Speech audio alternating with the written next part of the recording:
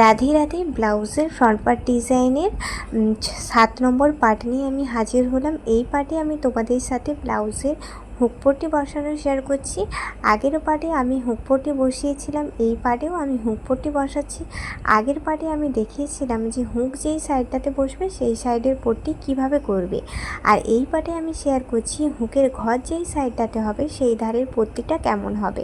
এখানে দেখো আমি লাইলিনের সাথে মেন ফেব্রিকটা অ্যাটাচ করে নিয়েছি, তারপর তার সাথে আমি সুন্দর করে এখানে বসিয়ে নিচ্ছি। আর এই সাইডের পটিটা একটু বড়, মানে চওড়াটা বেশি নিতে হবে। সেই সাইডের পটিটা যদি তোমরা 1.5 ইঞ্চ নিয়ে থাকো, এই সাইডেটা তার 2 থেকে 2.5 ইঞ্চ নিলেই হবে, কারণ এটা এক্সট্রা হিসেবে বাইরে বেরিয়ে থাকে। আর এই তো আমার হুক পট্টি বসানোর কাজ একদম কমপ্লিট।